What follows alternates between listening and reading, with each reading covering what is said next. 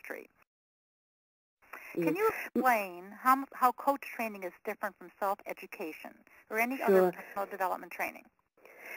I tell you what, could I just possibly say, for me too, the differences between consulting and coaching is simply this, that the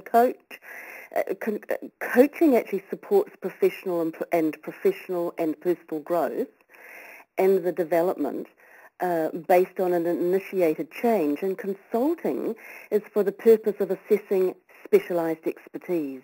And that's how I differentiate, and it's important that sometimes coaches are also consultants as well, but that is the two differences between the hats that are used.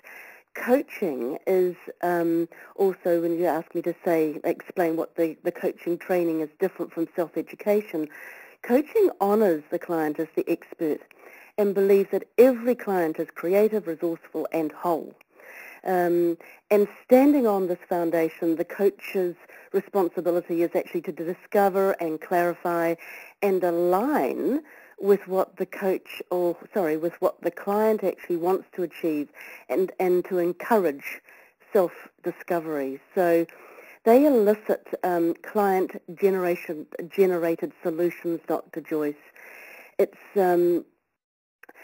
coach training actually involves experience, just not actually only in techniques, but in the practice of coaching. And I think possibly when I was referring earlier to the example that I gave when somebody who was calling themselves a coach, what I was hearing was the techniques that may have come from a book or a CD or whatever, rather than actually coach-specific training.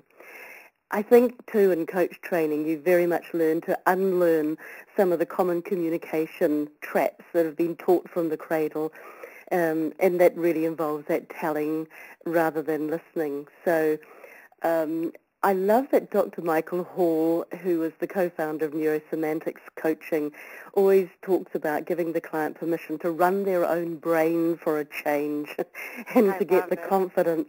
Isn't that lovely? I think that's brilliant. It is. And with confidence and with a higher understanding of their own self-knowledge. That is great and very valuable information, so thank you for bringing it up. So talking again how coach training is different from the self-education, is there anything else you'd like to add?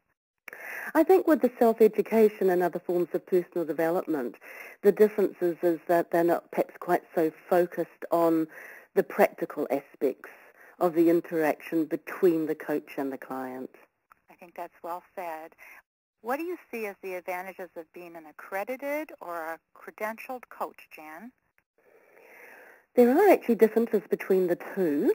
Accreditation, or having an accredited coach, means that what you've actually done is pass the standards that are required by your training school, and not all training schools are in fact recognised by a recognised professional body such as the ICF, which is the International Coach Federation, or the International Association of Coaches, or the MetaCoach Foundation. So accreditation is actually important, but it is from the standards of their training school. A credentialed coach means that they've actually gone one step further and met the ethical standards and have been benchmarked by an independent professional body such as the ICF, the MCF, or the IAC. So when a coach is actually credentialed, the coach has gone to various steps upwards, and anybody hiring a credentialed coach then understands and knows that their coach has in fact reached a particular school level, and I guess are opting for a lower risk investment. Well, you certainly have empowered me, Jan, so tell our listeners how to get in touch with you. I would love to. I'm based in New Zealand and I do actually coach internationally. My website is www.directsuccesscoaching.com. I have www.directsuccess.co.nz or www.directsuccesscoaching.com.